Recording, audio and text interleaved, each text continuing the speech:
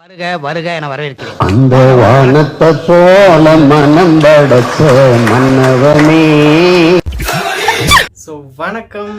இந்த வீடியோவில் நம்ம என்ன பார்க்க போகிறோம்னா சீமானோட மீம்ஸ் அண்ட் ரியாக்ஷன் தான் பார்க்க போகிறோம். வாழையடி வாழையாக வாழ்ந்து வரும் என அன்பார்ந்த தமிழ் மக்களே,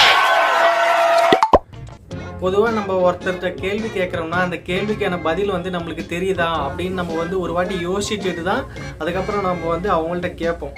அப்படி இல்லைன்னா என்ன படிச்சீங்க? ஒரு 10 குறள் சொல்லுங்க டப்புன்னு. எல்லாம் ஒன்னால வலிக்கலையே. நான் சொல்லிட்டா என்ன பண்றீங்க? இவனு ஈக்குவலா மைண்டம் பண்றானே. எந்த இதழ், எந்த ஊடகம்?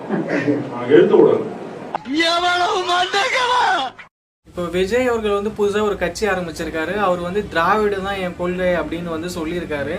அதனால வந்து எப்படி திராவிடத்தை சொல்லலாம் அப்படின்னு சொல்லிட்டு சீமான் அவர்கள் வந்து என்ன பண்ணியிருக்காருன்னா விஜயை போட்டு அடின்னு அடிக்கிறாரு, மேடையில் போட்டு கிளின்னு கிழிச்சிட்டாரு. ஆனால் அவர் வந்து தமிழ் தேசியம் தான் பேசுறாரு. ஆனால் தமிழர்களை பற்றி என்ன விதமாக சொல்லியிருக்காருன்னு தெரியுமா உங்களுக்கு? நாம் விழா குத்தி ஆடுகிறோம், தேர் இழுக்கிறோம், அழகு குத்துகிறோம்.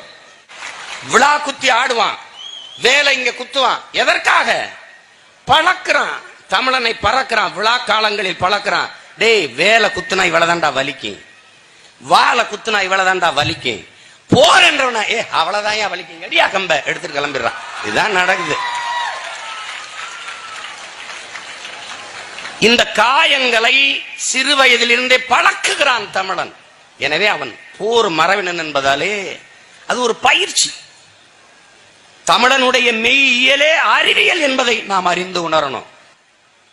நான் பேசுவது எங்கள் உறவுகளுக்கு, என் அண்ணன் தம்பிக்கு. ஏன் இப்படி காட்டுமிராண்டித்தனமா நீ போறான்னு நாங்க பேசுறோம். அழகு குத்துற என் அருமை பெருமக்களே, என் உறவுகளே, என் அன்பு சொந்தங்களே, 2 தாடைக்கு இடையில் இருக்கிற மெல்லிய சதை பகுதியிலேயே குத்துறீங்களே, அதே பக்தியினால நீ உண்மையிலேயே மிகச்சிறந்த பக்திமானாக இருந்தால் அதே பக்தியினால நீ ஒரு அங்குல மேல ஏத்து குத்து நான் பாத்துக்கிறேன். உன்னால முடியுமா? முடியாது, முடியாது, செய்ய மாட்டேன். செத்து போயிடுவான்னு உனக்கு தெரியும். தீ மிதிக்கிறியே, நீ மிகச்சிறந்த பக்திமானாக இருந்தால், சரியான பக்திமானாக இருந்தால், நீ அடுப்பு கறியை எடுத்துட்டு நான் பழுக்க காய்ச்சல 10 கம்பியை குறுக்க போடுறேன்டா, நடந்து போயிடா. நீ உங்க அப்பா அன்னையில இருந்து நான் சாமி கும்பிடுறேன்டா.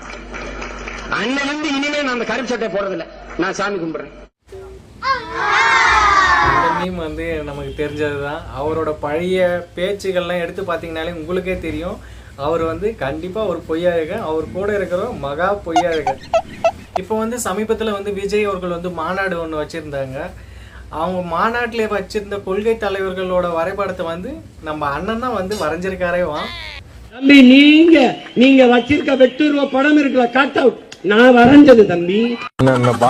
என்னென்ன சொல்றோம் பாருங்க, கம்பி கட்டுற கதையெல்லாம் எடுத்து போடுறாங்க.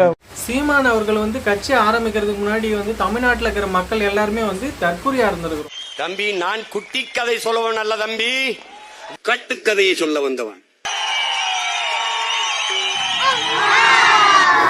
அவர் கட்சி ஆரம்பிச்சதுக்கு அப்புறம் தான் வந்து தமிழ்நாட்டு மக்களுக்கு வந்து அவர் வந்து சீமான் வந்து வரலாற்றை கற்பிச்சு வந்து அறிவார்ந்தவர்களா மாத்திட்டாரு. எனக்கு ஒரு ஆச்சரியம், ஒரு மனிதன் தன் வாழ்நாளில் எப்படி இத்தனை பேரை கற்பழிக்க முடியும்? வருக வருக என வரவேற்கிறேன். அந்த வானத்தை போல மனம் படைச்ச மன்னவனே.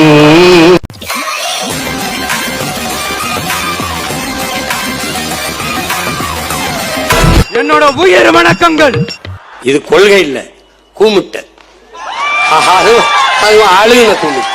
திராவிடமும் தமிழ் தேசியமும் இந்த மண்ணோட 2 கண்கள் என்பது. திராவிடமும் வேணும், இதுவும் வேணும். ஏன் வேணும்? இது ஏன் வேணும்?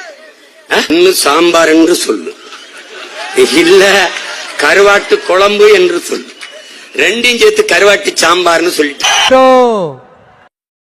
What bro? நீங்க இங்கிலீஷ்ல பேசுறாரு. Very wrong bro. நீங்கள் இனிமேதான் பெரியார், அம்பேத்கர் எல்லாரையும் படிக்கணும். நாங்க படிச்சு பிஹெச்டி வாங்கி டிசி சப்மிட் பண்றோம். சினிமாவில் பஞ்சு டைலாக்ல தம்பி, இது நெஞ்சு டைலாக்.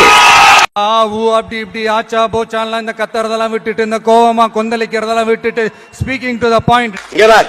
ஒன்னு சாலையில அந்த ஓரத்துல நில்லு, இல்ல இந்த ஓரத்துல நில்லு. நீ நடுவானி நின்னா லாரி அடிச்சு செத்து போயிடுவா பாத்துக்க. தம்பி, நான் குட்டி கதை சொல்லுவன் அல்ல தம்பி, வரலாற்றை கற்பிக்க வந்தவன். நான் குளிரூட்டப்பட்ட அறையிலிருந்து சிந்தித்து வந்தவன் அல்ல, சிறையிலிருந்து சிந்தித்து வந்தவன். விஜய் அவர்கள் வந்து கட்சி ஆரம்பிச்சு நம்ம பக்கம் வரலையே அப்படின்னு சொல்லிட்டு சீமான் வயிற்றெரிச்சல் பிடிச்சி ஒரு 10வது படிக்கிற பையனை வச்சு விஜய வந்து பேசியிருப்பாரு. எல்லாம் நல்லா ஊத்து பாருங்க ஐயா, கேமராமேன் அவர்களே எல்லாம் கண்ணை நல்லா ஊத்து பாருங்க. ஒரு கண்ணில் திராவிடம் தெரியுதா பாருங்க, தெரியுதுங்களா? இந்த கண்ணு நல்லா ஊத்து பாருங்க. இந்த கண்ணில் தமிழ் தேசியம் தெரியணுங்க. என்ன தெரியுதுங்களா ஐயா? நல்லா பாத்தீங்களா? பாருங்க, தெரியலீங்களா உங்க யாரு கண்ணுக்கும்? உங்க கண்ணு நல்ல கண்ணு இல்ல போல இருக்கு. உடனேயோட ஒரு தட்டு தட்டி பொச்ச மூடி ஸ்கூலுக்கு போடா அப்படின்னு நீ விரட்டி இருந்தீங்கன்னா இன்னைக்கு இந்த மாதிரி வளர்ந்து நின்றுப்பாலும். ஆனா அதுக்கு பதில் சொல்ற மாதிரி ஒரு சின்ன பையனே வந்து சீமான் செவுல்ல அடிச்ச மாதிரி பதில் சொல்லியிருக்கான்.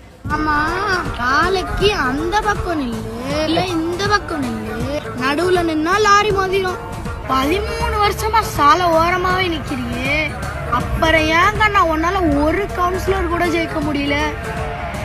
சாலை ஓரமாவே ரொம்ப நேரம் நிக்க வேண்டாம், மழை காலம் வந்துருச்சு, லாரிக்காரன் சேர் அடிச்சுட்டு போயிடுவான். கொஞ்சம் நடுவுல வாங்க. பழங்காலத்திலே இருக்க வேண்டாம், இப்பெல்லாம் 8 வழி சாலையா ஆயிடுச்சு. கொஞ்சம் நடுவுல வந்து பர்கர் சாப்பிட்டுட்டு போங்க. ஸோ அவ்வளோதான் வீடியோ. இந்த வீடியோ பற்றின உங்களோட ஒப்பீனியன் எதுவாக இருந்தாலும் கமெண்ட்டில் சொல்லுங்கள். அப்புறம் நம்ம சேனலை வந்து கொஞ்சம் சப்ஸ்கிரைப் பண்ணி சப்போர்ட் பண்ணுங்கள். அப்போனா தான் என்னால் நல்ல நல்ல வீடியோ வந்து வேறு போட முடியும். என்னோட அரசியலோட ஒப்பீனியனும் உங்களோட அரசியலோட ஒப்பீனியனும் என்னால் தெரிஞ்சுக்கவும் முடியும். எல்லாருமே லைக் பண்ணுங்க, ஷேர் பண்ணுங்க, சப்ஸ்கிரைப் பண்ணுங்க. வட்ட வட்ட பாறையிலே வரகரிசி பீச்சையிலே சொந்தமுள்ள அத்தை மகளே கொடுத்தாலும் நீங்க சோறு கேட்டு நிக்கலாமா டக்கு கொடுத்தாலும்